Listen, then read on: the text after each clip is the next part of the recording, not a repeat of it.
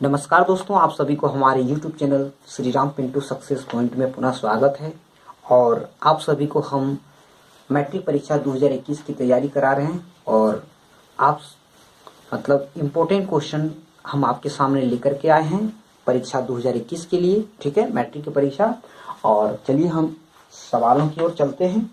हमारा सबसे पहला सवाल है, ठीक है, सबसे पहला सवाल हमारा क्या है कि 0.112111211121 इसी तरह से चलता जा रहा है और पूछा गया है कि ये कौन सी संख्या है।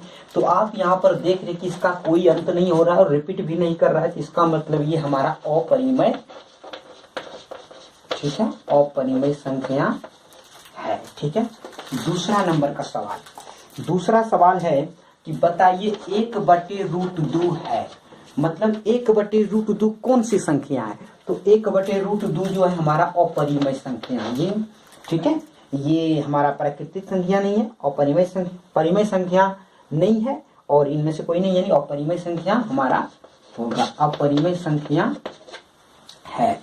सवाल नंबर तीसरा नंबर में है कि निम्न में कौन अभाज्य संख्या है। इसमें बोला गया कि कौन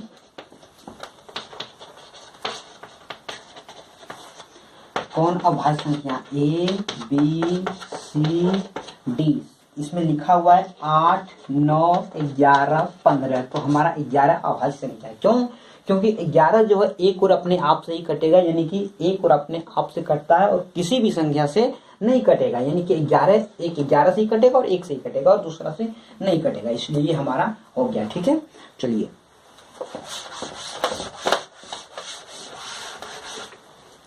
अगला सवाल हमारा है, अगला सवाल 4 नंबर में है कि निम्न में कौन परिमेय संख्या है। नंबर ए में लिखा हुआ है √49/64। नंबर बी में लिखा है √81/91। नंबर सी में लिखा है √31/51। नंबर डी में लिखा है √49/101। तो आप यहाँ देख लीजिए, 49 का होता है 7 और 64 का होता है 8, बाकी बार इधर कैंसिल हो गया, यानी परिमेय संख्या पूछा था हमारा, ये परिमेय संख्या हो गया है धड़ल्ले से। ठीक है, चलिए अगला सवाल बहुत ही महत्वपूर्ण है। ठीक है, इसको मिटाने के बाद ही बताएंगे, जगह कम पड़ जाएगा आपके पास। चलिए अगला सवाल हमारा क्या है, अगला सवाल है कि यदि अल्फा तथा बीटा, ठीक है, हाँ, अगला सवाल हमारा है यदि अल्फा तथा बीटा द्विघात बहुपद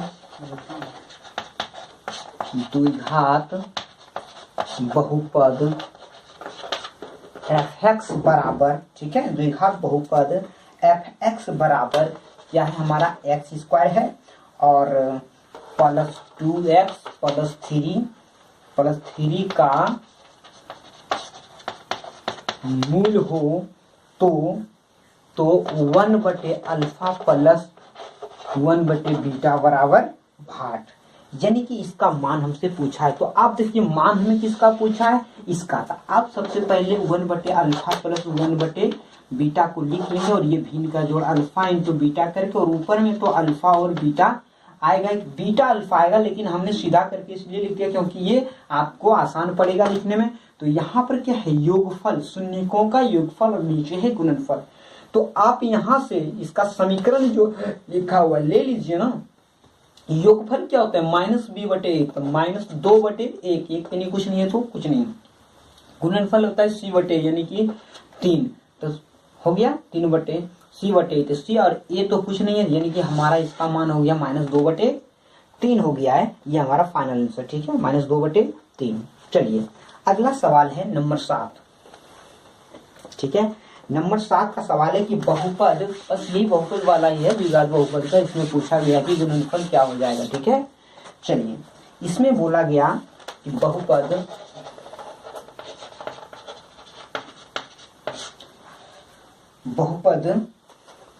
2 घटा x इंटू x माइनस 1 के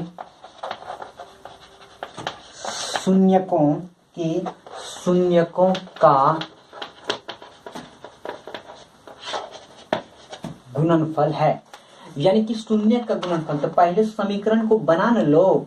तो ये हमारा जो है, ठीक है, 2 है और माइनस में x इंटू एक्स, तो ये 2 हो जाएगा।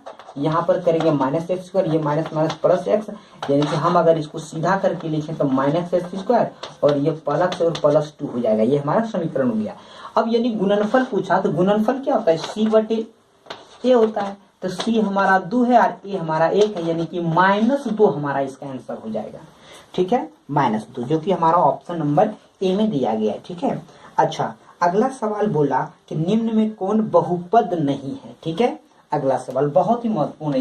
ये सवाल हर मतलब एगो पूछा ही जाता है, आप इसे याद रखिए। ठीक है, जान लीजिए कि इसे एगो पूछा ही जाएगा।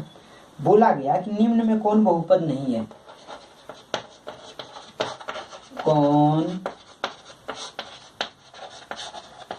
बहुपद नहीं है, ये हमारा सवाल है। अब पहला नंबर में देख लेते हैं, यानी कि -2 है। अगला में है x पर 3 प्लस 1 और इसके अगला जो सी नंबर में है वह है x पर पावर -1/2 और -4x प्लस 1। ठीक है, और हमारा डी नंबर में है 3x स्क्वायर। तो ये भी बहुपद है, ये भी बहुपद है, ये भी बहुपद है, ये हमारा बहुपद नहीं है। तो हमारा ऑप्शन नंबर सी हो जाएगा। क्यों नहीं है? क्योंकि इस पर आप देख रहे हैं कि -1/2 मतलब पावर है, जो कि ऐसा नहीं होना चाहिए अचर पद पर। ठीक है, हाँ, प्राकृतिक संख्या होनी चाहिए। ठीक है, ये दूसरी संख्या नहीं होना चाहिए। चलिए, ये सवाल हो गया। अब अगला सवाल आपको बताने वाले हैं। ठीक है,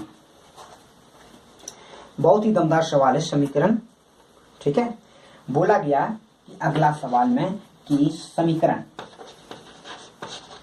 समीकरण x प्लस 2y बराबर 9 में, बहुत ही आसान सवाल है, इसे आप भी बना सकते हैं। अगर नहीं जानते हैं तो अच्छा से सीख लीजिए। यह है, ठीक है, यदि x बराबर 5 हो तो y का मान क्या होगा? आप देख लीजिए, x प्लस 2y बराबर 9 है ना, यही है ना समीकरण। तो x का मान 5 है, तो x के जगह पर 5 रखने दीजिए। x 5 प्लस 2y बराबर 9। अब देखिए यहाँ पर क्या हो जाएगा, 2y बराबर 9 घटा 5 और y बराबर आराम से 4/2, यानी कट जाएगा। ये हमारा y का मान 2 आ गया है। ठीक है, तो इस तरह से हम इसे बना लेंगे तेजी से। चलिए, ये सब ऑप्शनल सवाल से आप तेजी से ही बनाए तो अच्छा है। ठीक है, जितना फास्ट आप इसे बना सकते हैं, आपका समय बच जाएगा। चलिए, अगला सवाल है हमारा। ठीक है, हाँ,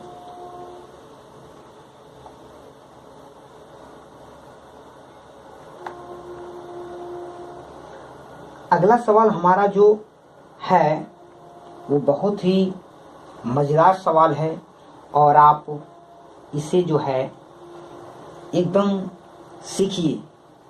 ठीक है, और मजेदार सवाल यह है कि बाह्य बिंदु, कितना आसान सवाल है और अच्छा सवाल है। जो नहीं पढ़ा होगा एकदम बिल्कुल नहीं, उससे तो एकदम आता ही नहीं होगा। देख लीजिए इसे, बाह्य बिंदु। ठीक है, कितना हल्का हल्का सवाल आता है। बाह्य बिंदु से वृत्त पर खींची गई, ठीक है, वृत्त पर खींची गई स्पर्श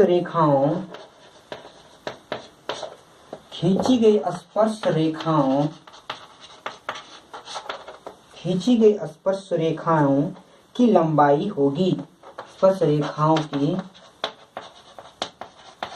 लंबाई होगी। देखिए, यहाँ से तो एक ही सवाल पूछा गया, लेकिन यहीं से आपको 2-3 सवाल बता देंगे हम। जैसे कोई वृत्त है, ठीक है, मान लिया जाए ये हमारा वृत्त है, ये हमारा केंद्र है, वृत्त का केंद्र है, और किसी बाह्य बिंदु से, ठीक है, खींची गई स्पर्श रेखाओं, तो एक बाह्य बिंदु से कितनी स्पर्श रेखाएं खींची जा सकती है? 2 खींची जा सकती है। क्योंकि आप देख लीजिए, एक स्पर्श रेखा आप इधर से खींच देंगे, दूसरी स्पर्श रेखा आप इधर से खींच देंगे, ठीक है। एक बाह्य बिंदु से आप किसी वृत्त पर, ठीक है, 2 ही रेखाएं खींच सकते हैं। ये सवाल हमारा नहीं था, लेकिन आप इसे भी याद रख लीजिए, ठीक है। और एक तो ये है कि वृत्त पर, किसी भी वृत्त पर कितने स्पर्श रेखाएं खींची जा सकती है, तो इसमें 2 नहीं, इसमें अनंत हो जाएगा।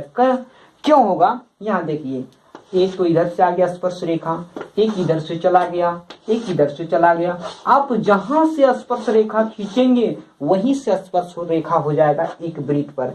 लेकिन किसी बाह्य बिंदु से वृत्त पर अगर आप खींच रहे हैं स्पर्श रेखा, तो ये 2 से अधिक नहीं खींचा जाएगा, ठीक है। आप इसे याद रखिए। लेकिन हमारा जो सवाल है ये दोनों से अलग है। यहाँ पर आपको 3 सवाल का जवाब याद हो गया है। जैसे बाह्य बिंदु हमारा ये है, से वृत्त पर खींची गई स्पर्श रेखाओं की लंबाई होगी, क्या होगी भाई? लंबाई तो इसकी बराबर होगी ना, क्योंकि बाह्य बिंदु से खींचा जा रहा है ये, तो लंबाई हमेशा, इसको अगर आप यहाँ से भी एक बाह्य बिंदु, मान लो ये नहीं लेते हैं, अगर यहीं से आप लेंगे और यहाँ मिलाएंगे इस वृत्त पर, तो हमेशा ये जिधर मोड़ेंगे यहाँ भी मुड़ जाएगा, तो ये हमेशा बराबर ही होते हैं, ठीक है। आप इसे 3 सवाल, मैंने इस तरह से एक सवाल से आप 3 सवाल का जवाब याद कर लिए हैं, ठीक है। धन्यवाद। इन्हीं शब्दों के साथ में आप सभी को, इन्हीं सवालों के साथ मैं आप सबको विराम चाहता हूँ। फिर मैं अगले वीडियो में आपके सामने लेकर के आएंगे